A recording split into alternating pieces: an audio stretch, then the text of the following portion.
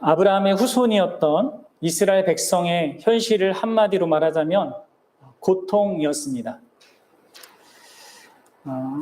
그들이 당면하고 있던 그 고통이라는 현실은 얼핏 보면 하나님께서 아브라함에게 처음 약속하신 것과 크게 다른 모습이었죠. 여러분들은 아브라함에게 하나님이 하신 약속을 기억합니까? 창세기 12장 1절부터 3절을 보면 하나님께서 세 가지를 약속하시죠. 하나님께서 땅을 약속하시고 또 자손을 약속하시며 하나님의 통치를 약속하십니다. 너를 저주하는 자를 내가 저주할 거고 너를 축복하는 자를 내가 축복할 거다. 이렇게 세 가지를 약속하십니다. 이 세 가지는 한 나라, 한 왕국의 구성 요소죠. 영토와 백성과 통치권. 결국 하나님께서는 아브라함에게 하나님의 나라를 주시겠다고 약속하신 것이었습니다. 그리고 그렇게 주어지는 하나님의 나라가 되는 이 아브라함과 아브라함 자손의 그 존재와 그 정체성은 그렇게 구별되어서 결국 세계의 모든 민족, 세상의 모든 민족을 축복하기 위한 그런 통로로 부름을 받는데 그 목적이 있었던 것이죠. 그런데 여러분들 이렇게 하나님께서 아브라함에게 약속한 것과 달리 우리가 출애굽기를 1장부터 읽기 시작하면 아브라함의 자손의 현실이 고통 가운데 있는 것을 보게 됩니다. 뭐가 잘못된 것처럼 보이는 것이죠. 그러나 우리가 눈을 들어서 좀 더 넓은 시야로 바라보면 사실 그들에게 있는 것은 고통만이 전부가 아니었습니다. 물론 여러분들 고통 가운데 있는 사람은, 우리 인생들은 그 고통의 현실이 가장 크게 다가오죠. 그래서 다른 것들이 잘 안 보이는데요. 분명히 성경은 우리에게 그들이 처한, 또 하나님의 백성이 처한 그 고통의 현실 속에 여전히 하나님께서 신실하게 자기 약속을 지켜오고 있음을 말하고 있습니다. 출애굽기는 우리에게 그 사실을 말해주고 있는 거예요.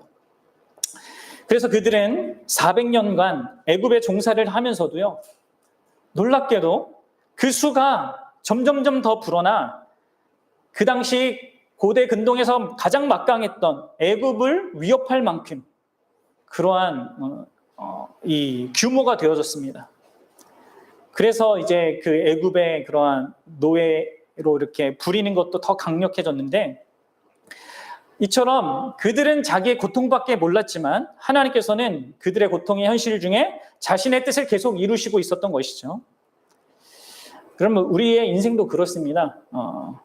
때로 우리가 인생 가운데 경험하는 고통 때문에, 어려움들 때문에 뭔가 하나님이 함께 하시지 않고 하나님이 약속하신 것들이 내 삶 가운데 잘 이게 보이지 않는다 하더라도 하나님이 멈추어 계신 것도 아니고 하나님께서 하나님 되시기를 포기한 것도 아닙니다.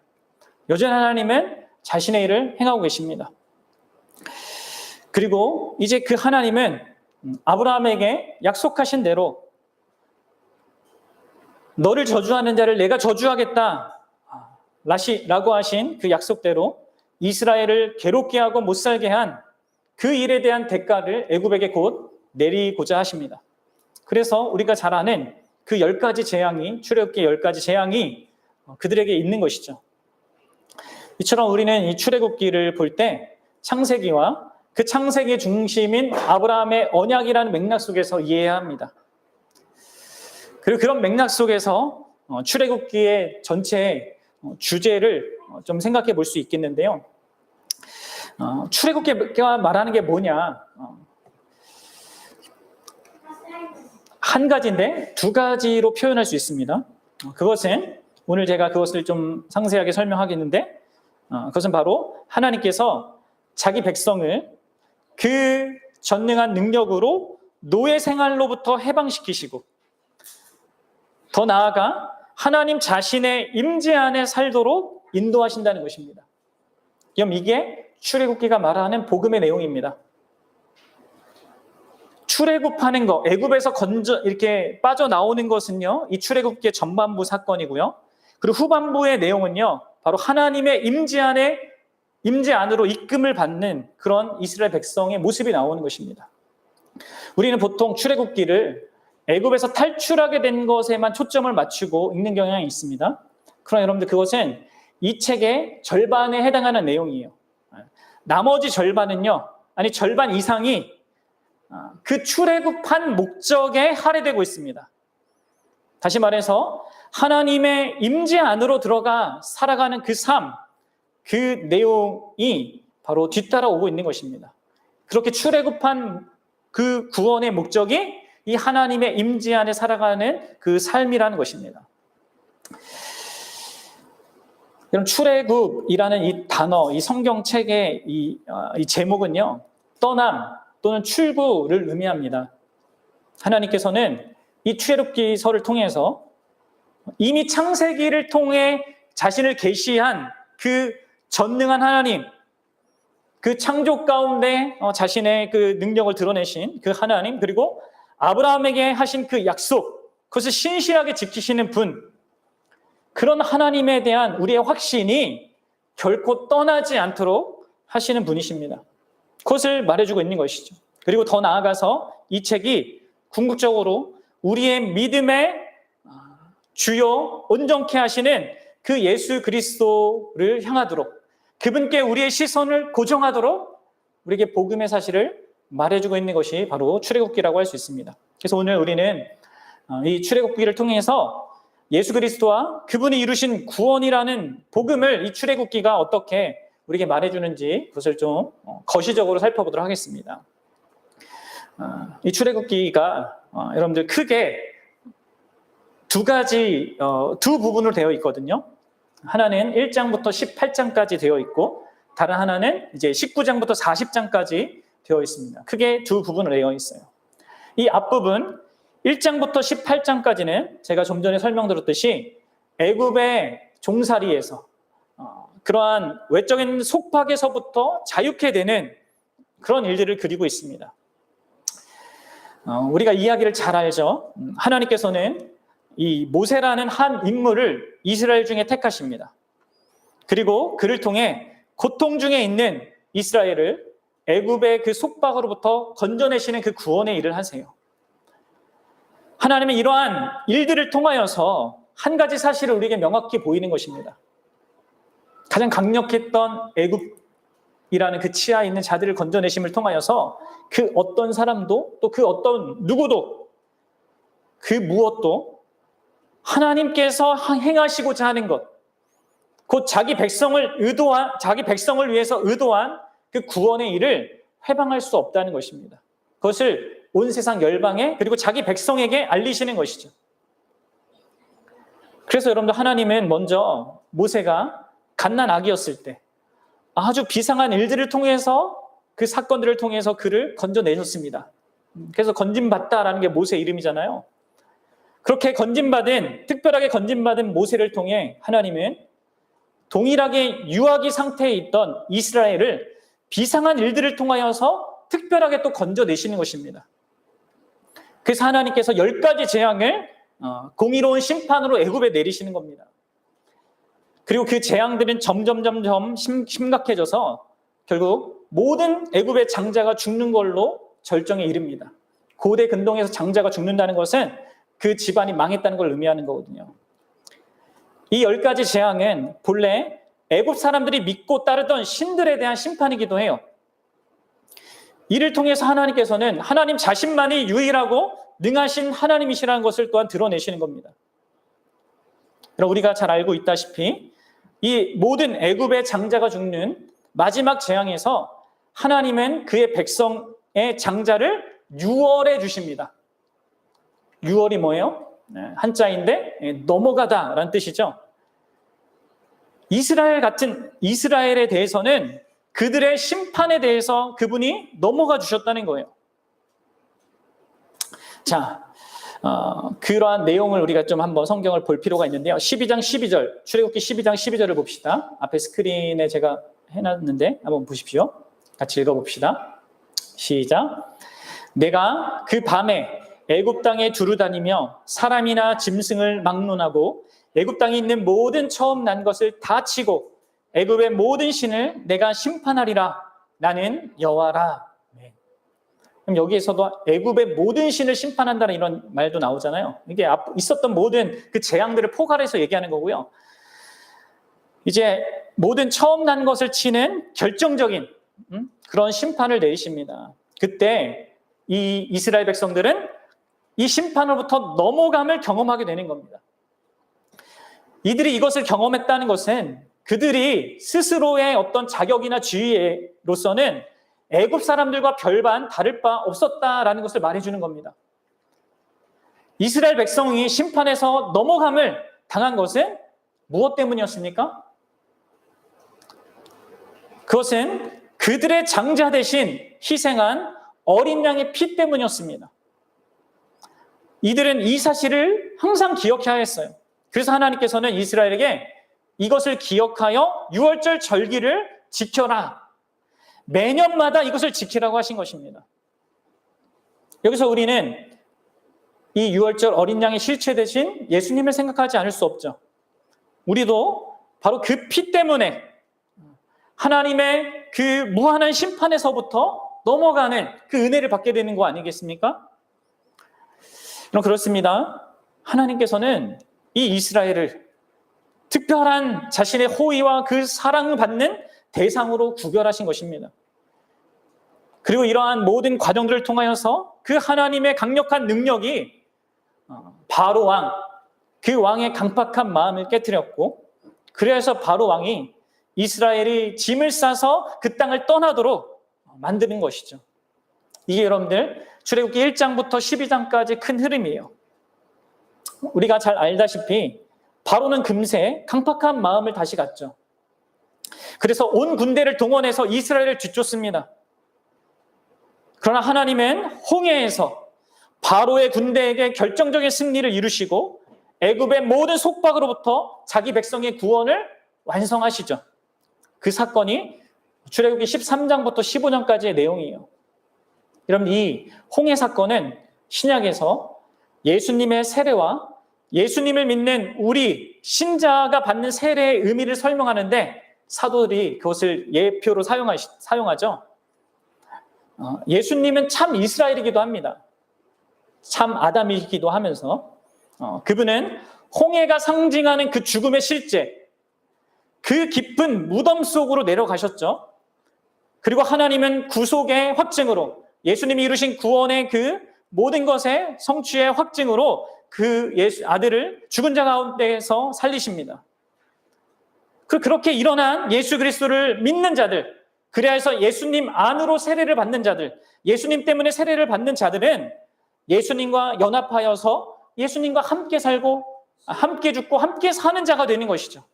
그것은 무엇을 의미하는 겁니까? 마치 이스라엘이 그렇게 경험했던 것처럼 우리 신자도 다시는 죄와 사탄과 죽음이 우리의 종노릇하지 못한다라는 것을 드러내는 것이죠. 세례는 우리에게 그런 의미가 되는 거예요.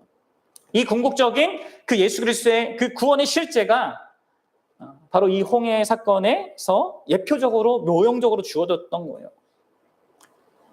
자, 그러나 이 노예 상태에서, 속박의 상태에서 단순히 벗어나는 것만이 끝이 아니었습니다. 하나님께는 더 큰 목적이 있었어요. 그래서 하나님이 그들을 시내산이라는 곳으로 인도해 가십니다. 그리고 그 시내산까지의 여정이 16장부터 18장까지 기록되어 있어요. 이처럼 여러분들 1장부터 18장까지의 이 모든 내용들은 속박으로부터 자유케 하는 하나님의 구원의 일을 보여주고 있는 것입니다. 근데 그 목적이 19장에 시내산을 향하고 있다는 것을 우리는 기억해야 돼요. 그래서 우리는 이제 두 번째 큰 이 후반부를 좀 생각해 볼 건데요. 여러분들, 하나님께서 이스라엘을 애굽의 속박에서부터 구원하신 그 목적은 바로 여기에 있는 것입니다. 이 19장부터 40장에 나오는 것이죠. 특히 오늘 우리가 함께 읽은 이 구절이 이 목적을 명확하게 제시하고 있어요. 우리 다시 한번 이 구절을 살펴봅시다. 29장 46절인데 네. 같이 읽어보겠습니다. 시작. 그들은 내가 그들의 하나님 여호와로서 그들 중에 거하려고. 여러분, 이게 목적이에요. 하나님께서, 그리고 그 후에 그 1장부터 18장까지의 내용을 요약해서 얘기합니다. 그들을 애굽 땅에서 인도하여 낸 줄 알리라. 나는 그들의 하나님 여호와니라. 여러분, 인도하신 목적이 뭐라고요? 구원하신 목적이 뭐라고 합니까? 내가 그들의 하나님이 되어서 그들 가운데 그들과 함께 거하는 거다라고 말씀하십니다. 앞에서 언급했듯이 많은 사람들이 출애굽기를 보면서 이 중요한 부분을 간과해요. 그럼 여러분, 이게 진짜 출애굽기의 가장 핵심적인 거죠. 그리고 여러분들, 이 내용은요, 그리고 이 내용의 실체는요, 앞으로 이 이스라엘 백성이 그 당시 경험하는 그것 속에서 앞으로 1000년 이후에 예수 그리스도 안에서 궁극적으로 성취될 구원의 모습을 우리에게 보여주는 겁니다. 예수 그리스도의 그 구원의 참된 목적이 무엇인가 보여주는 것이죠. 그렇습니다, 여러분들. 하나님께서 예수 그리스도를 통하여서 우리에게 구원의 일을 행하시는 것은요, 우리를 다만 죄로부터, 그 죄의 속박에서부터 구원해내는 것에서 끝나지 않습니다. 그 모든 죄의 속박에서 자유케 하는 것으로 끝나는 것이 아니라 더 나아가서 바로 하나님의 그 임재 안에 살아가는 그런 우리가 되게 하시기 위해서 구원한다는 거예요. 여러분들은 이걸 알고 있습니까? 하나님의 구원하심이 나를 죄의 속박에서 건져내고 모든 사망과 저주와 멸망에서 건져내고 하나님의 심판에서 벗어나는 데까지가 아니라 더 나아가 바로 그렇게 나를 구원하신 그 하나님 가운데, 그 하나님의 임재 안에서 살아가는 자가 되게 하고자 한다는 거. 그럼 이게 성경이 말하는 구원의 참된 의미예요. 온전한 의미입니다. 죄와 사망과 사탄으로부터의 건져냄 뿐만 아니라 삼위일체 하나님, 그분과의 친밀한 관계, 곧 신약의 용어로 하면 영생 안으로의 구원이라는 거죠. 출애굽기는 바로 이 복음의 사실을 우리에게 말해주는 거예요.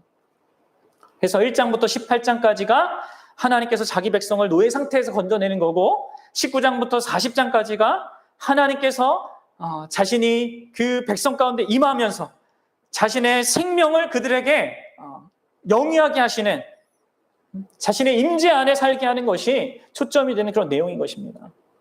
그래서 여러분들, 여기에서 특별히 이제 19장이 중요해요. 왜냐하면 하나님께서 신의 산이라는 이 특별한 장소에서 하나님 자신의 임재를 가장 강력하게 드러내기 때문에 그렇습니다. 우리 19장 18절부터 20절을 한번 보도록 하겠는데, 앞에 제가 찾아놨습니다. 한번 보셔서 같이 읽겠습니다. 출애굽기 19장 18절부터 20절 시작. 신의 산에 연기가 자욱하니 여호와께서 불 가운데서 거기 강림하심이라. 그 연기가 옹기 가마 연기같이 떠오르고 온 산이 크게 진동하며 나팔 소리가 점점 커질 때 모세가 말한즉 하나님이 음성으로 대답하시더라. 여호와께서 신의 산 곧 그 산 꼭대기에 강림하시고 모세를 그리로 부르시니 모세가 올라가매. 네, 그렇습니다. 하나님의 가장 강력한 임재가 바로 신의 산 꼭대기 위에 임한 겁니다. 그리고 그렇게 임하여서 하나님께서 무엇을 모세에게 허락하십니까? 앞으로 주어질 모든 율법의 요약이자 대표 계명이라고 할 수 있는 10계명을 여기서 주시는 거예요. 그래서 20장의 10계명의 내용이 나오고 그 다음에 24장까지 그 10계명에 근거한 다양한 세부적인 율법들이 주어집니다. 여러분들, 우리 여기에서 율법에 대한 우리가 놓치지 말고 짚고 넘어가야 될 율법에 대한 중요한 한 가지 사실을 확인하게 됩니다. 그럼 오늘날의 교회 안에서 율법에 대한 이해가 잘 안 되면요, 이 신앙생활 하는데 참 어려움을 겪는 경우가 많습니다. 이게 오늘날뿐만 아니라 역사 내내 그랬어요. 율법과 복음에 대한 분명한 이해가 있어야 되는데요, 이 출애굽기는 우리에게 이 율법에 대한 아주 중대한 사실을 말해줍니다. 달리 말하면 율법의 기능이라고 할 수 있는데요, 여러분 잘 보십시오. 율법이 지금 언제 주어지고 있는가, 이걸 잘 생각해야 돼요. 하나님 우리에게 말씀하시는 것, 명령하시는 것, 뭘 하라고 요구하시는 것의 의미가 뭔지 여기에 나타나는 겁니다. 하나님이 이스라엘이 애굽에서 건짐받기 전에 이 율법을 주셨습니까? 그렇지 않죠? 하나님이요, 그들을 놀라운 그 능력과 어린 양의 희생으로 건져낸 다음에 하나님께서 자기의 그 임재 가운데서 이 율법을 주셨어요. 그럼 무엇을 의미합니까? 하나님이 우리에게 뭔가를 명령하시는 것은 우리에게 그것을 지켜서 구원을 받으라고 하는 것이 아닙니다. 또 그것을 행함으로 하나님께 사랑받을 만한 자격을 취득하라는 것도 아닙니다. 여러분들, 이스라엘은요, 이미 하나님의 사랑의 대상이었어요. 아브라함 언약 안에서 하나님이 이미 사랑하기로 결정하신 대상들입니다. 하나님은 종로로 타던 삶에서 그들을 건져내어서 자유케 하신 그 사랑의 일을 먼저 하셨습니다. 다시 말해서 율법은 이미 사랑받는 대상에게 주어지고 있는 것입니다. 그래서 여러분들, 율법은 사랑 안에서 이미 건진받은 자들이 하나님의 그 구원의 은혜에 감사하면서 살아가야 할 그 삶, 곧 그 노예적인 그 삶이 아니라 자유의 삶, 참된 인간다운 삶에 대한 일종의 지침으로 주어진 겁니다. 그럼 이스라엘은 애굽에 살면서 바로 왕이 시키는 대로만 했습니다. 그리고 거기에 그렇게 물들어 있는 주변의 모든 사람들, 그 사람들 보면서 따라하고 그 사람들 눈치 보면서 살았습니다. 그런데 여러분들, 이제 자유가 주어졌어요, 이스라엘에게. 그런데 문제는 뭡니까? 이스라엘은 이 자유로 어떻게 살아야 할지를 모를 수밖에 없습니다. 한 번도 그것을 경험해 본 적이 없거든요. 자유의 빛 안에서 어떻게 합당하게 살아야 되는지 알지 못합니다. 그것을 알 필요가 있었던 거죠. 그래서 하나님은 그들에게 어떻게 하나님을 사랑해야 하는지, 또 어떻게 서로를 사랑해야 하는지에 대한 지침으로 이 율법을 주신 거예요. 그럼 이 율법은, 특별히 십계명은 최소한의 지침이자 경계입니다. 이 지침과 경계를 넘어가지 말고 그 울타리 안에서 자유롭게 하나님을 사랑하고 이웃을 사랑할 수 있는 그 공간을 한없이 주신 것이죠. 여러분, 마치 하나님께서 아담과 하와에게 동산의 모든 나무 다 먹되, 마음껏 먹되 선악과만 먹지 마 하신 것과 비슷한 거예요. 이거 다 사랑해서 주신 거란 말이에요. 그래서 여러분들, 율법이라는 것은 처음부터 선하고 의로운 것입니다. 율법은 결코 무거운 짐이 아니에요. 율법 자체는요, 아무런 문제가 없습니다. 문제는 이 율법을 대하는 우리 인간들, 인생들 안에 있어요. 바로 우리 안에 죄라는 문제가 있죠. 그리고 이러한 우리가 죄인이고 우리 안에 죄가 있기 때문에 이 율법이 우리에게 양면적인 기능을 하는 겁니다. 두 가지 중요한 기능을 하는데요. 첫째로, 이 율법은요, 하나님께서 우리에게 기꺼이 제공하실 하나님의 은혜의 필요성을 깨닫게 합니다.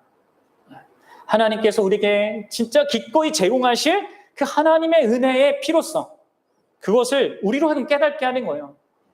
달리 말하자면, 부정적으로 얘기하자면 우리의 죄를 드러낸다는 거예요. 그럼 이 율법이 없다면 우리는 무엇이 그른 것인지 잘못된 것인지 몰랐을 것입니다. 나 스스로를 망치고 주변 사람들을 망치며 하나님의 눈살을 찌푸리게 할 그런 행위와 말과 생각을 하면서도 아무렇지도 않게 살았을 거예요. 그런데 율법은 뭘 말해줍니까?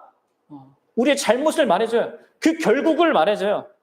우리의 죄인됨을 드러내는 것이죠. 그래서 여러분들, 그렇게 해서 우리에게 그런 정죄감만 주는 것이 아니라 그런 우리에게 왜 하나님의 은혜가 필요한지를 깨닫게 하는데 율법의 의도가 있는 것입니다. 특히 우리로 하여금 그 하나님의 은혜의 그 통로가 되는 예수 그리스도의 그 필요성을 절감하게 만들어주는 게 율법이에요. 그래서 여러분들, 우리가 율법을 통해서 우리의 연약함과 죄와 한계와 그 실패를 보면요, 우리는 하나님의 은혜의 필요성을 생각해야 돼요. 달리 말해서 예수 그리스도에게 달려가야 한다는 거예요. 왜냐하면 하나님의 은혜가 오직 예수님을 통해서 우리에게 주어지기 때문에 그렇습니다. 여러분들, 그리고 이 율법은 두 번째로 우리의 매일의 삶에 일종의 지침이 되는 것입니다.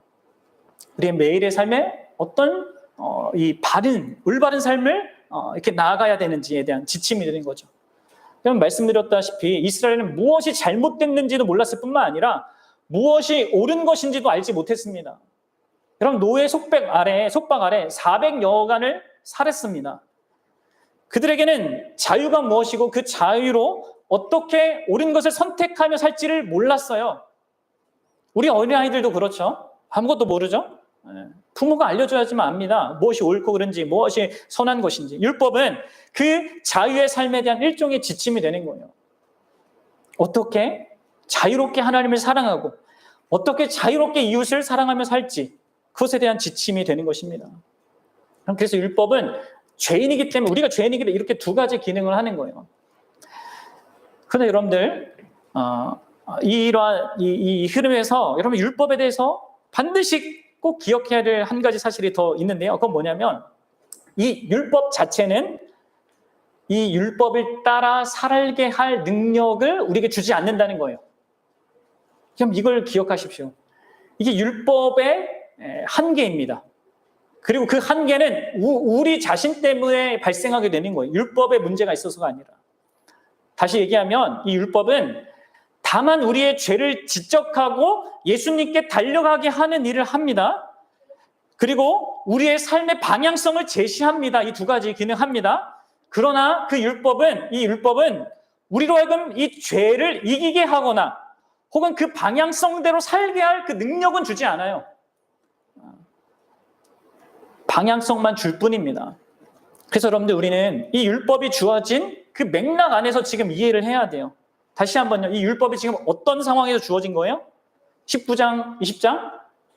바로 하나님의 강력한 임재 안에서 이 율법이 주어지고 있는 거예요. 그럼 이 맥락 속에 여러분 뭘 생각하셔야 합니까? 이 율법을 우리가 기쁨으로 지킬 수 있는 유일한 길은요, 바로 하나님의 임재가 풍성하게 강력하게 우리에게 먼저 있어야 된다는 거예요. 참 능력과 생명을 주시는 그 하나님의 임재가 있는 자들, 그 하나님으로부터 나오는 그 능력과 은혜로 말미암아 우리가 율법을 지킬 수 있다는 겁니다. 그래서 여러분들, 그래서 이어지는 25장부터 40장까지의 내용이 성막에 관한 내용이 나오는 거예요. 이해가 되십니까?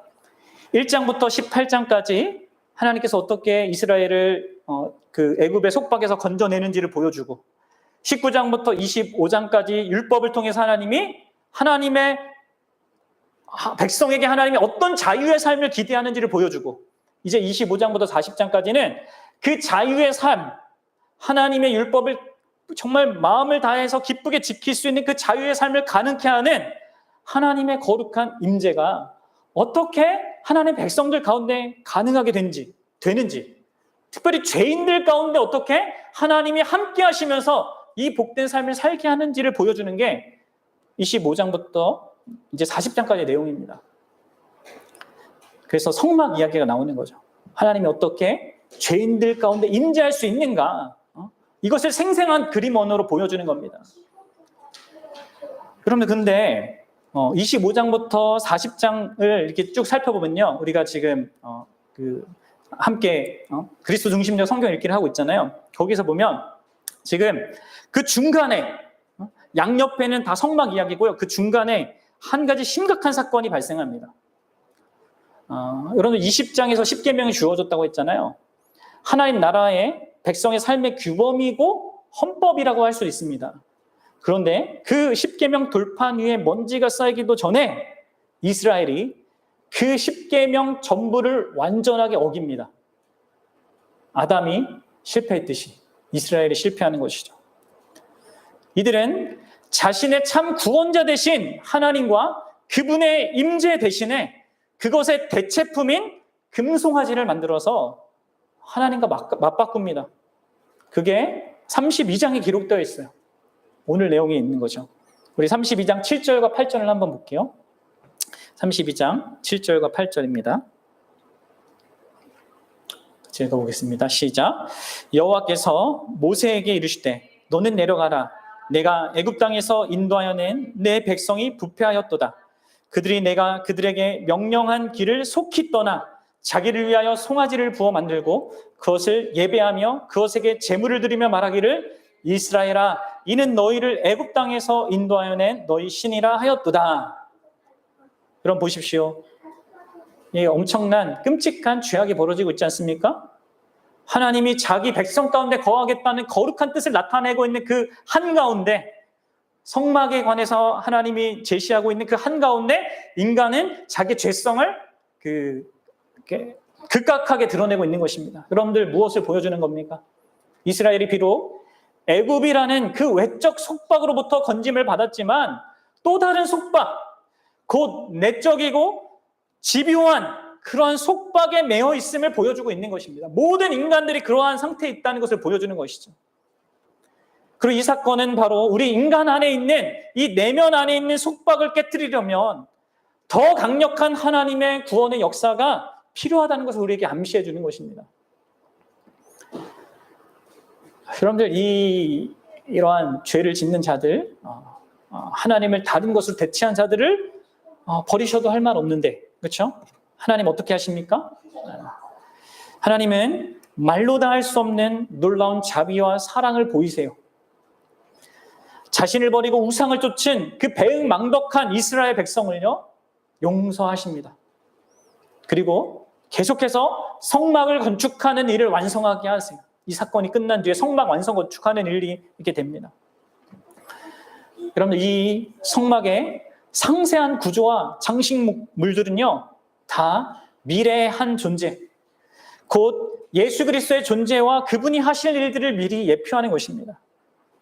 결국 하나님께서는 이 성막의 참 실체 되시는 예수님이라는 그 성막을 통해 강력한 임재 안으로 자기 백성을 이끄실 것을 말해주고, 또 그 안에서 그것으로 말미암아 우리 안에 있는 내적이고 집요한 그 속박으로부터, 그 죄의 속박으로부터 하나님의 백성을 진정으로 자유케 할 것을 보여주고 계신 것입니다.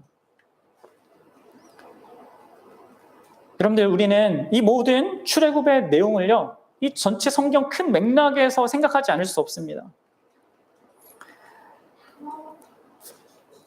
여러분들, 이 모든 것들이 바로 이 땅에 우리를 죄에서 구원해 내셔서 그분이 이루시고자 하는 구원의 참된 의미를 드러내고 있는 것이죠.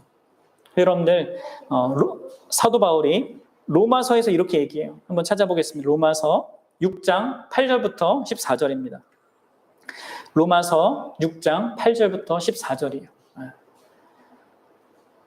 지금 바울이 이 출애굽기의 이러한 어떤 맥락 속에서 예수 그리스도의 그 구원의 그 더 풍성함과 영광스러움을 지금 설명하고 있는 겁니다. 그럼 자신의 구원이 무엇인지, 어떤 목적으로 구원받았는지, 그게 뭘 의미하는지 여러분 아셔야 합니다. 그래야지만 우리가 출애굽기를 제대로 읽는 거죠. 우리 한 절씩 교독식으로 읽어봅시다. 시작. 만일 우리가 그리스도와 함께 죽었으면 또한 그와 함께 살 줄을 믿노니 이는 그리스도께서 죽은 자 가운데서 살아나셨음에 다시 죽지 아니하시고 사망이 다시 그를 주장하지 못할 줄 알미로. 그가 죽으심은 죄에 대하여 단번에 죽으시며 그가 살아계심은 하나님께 대하여 살아계심이니 이와 같이 너희도 너희 자신을 죄에 대하여는 죽은 자요 그리스도 예수 안에서 하나님께 대하여 살아있는 자로 여길지라. 그러므로 너희는 죄가 너희 죽을 몸을 지배하지 못하게 하여 몸의 사욕에 순종하지 말고 또한 너희 지체를 불의의 무기로 죄에게 내주지 말고 오직 너희 자신을 죽은 자 가운데서 다시 살아나신 같이 하나님께 드리며 너희 지체를 의의 무기로 하나님께 드리라. 14절이요. 같이요. 죄가 너희를 주장하지 못하리니 이는 너희가 법 아래 있지 아니하고 은혜 아래 있음이라. 그럼 이게 출애굽기의 그 이야기가 보입니까? 그렇습니다, 여러분들. 하나님은 예수 그리스도를 통하여서 우리를 우리 안에 있는 그 죄의 막강한 그 속박에서 또 사단의 그 강력한 속박에서 건져내십니다. 그럴 뿐만 아니라 하나님의 임재 가운데서 진정한 자유와 삶의 의미와 삶의 목적이 있는 그 풍성한 삶으로 우리를 인도하시는 거예요. 그래서 여러분, 이 출애굽기 사건을 통해 우리에게 미리 예표적으로 보여주시는 거예요. 여러분, 결론을 맺겠습니다. 하나님께서 자기 백성을 구원하기로 작정하신 것, 그것은요, 세상의 가장 힘센 나라 중 하나가 방해하지 못했습니다. 그리고 그 구원의 목적은 거룩한 하나님의 임재 안에서 그 하나님의 백성이 참된 자유를 누리며 살게 하는 것이었습니다. 외적인 그 모든 속박보다 더 강력한 인간의 내면의 죄가 끊임없이 이를 망쳐 놓으려고 하지만 하나님은 그러한 죄인들을 품으시는 고통을 감내해내면서도 자신의 임재를 거두지 않고 그 임재를 보존하십니다.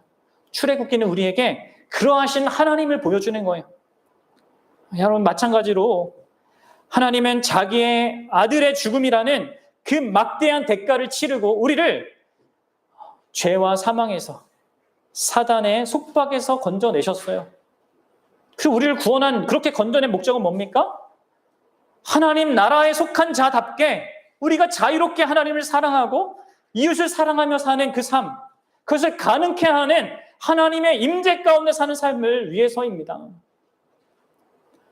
여러분, 하나님이 이를 위해서 가장 존귀한 아들을 내어주시는 가장 값비싼 값을 치르셨습니다. 그래서 여러분들, 하나님은 우리에게 더 큰 자비와 더 큰 능력으로 이것을 확증할 거고 또 보장하실 거고 보존할 거며 누리게 하실 것입니다. 그럼 우리는 그런 대상입니다. 이 세상의 그 무엇도, 그 어떤 것도 우리를 영원히 속박할 수 없습니다. 세상의 강력한 왕들도 군대들도 사단의 권세도 심지어 우리 안에 존재하는 잔존한 그 죄의 세력도 그렇게 할 수 없습니다.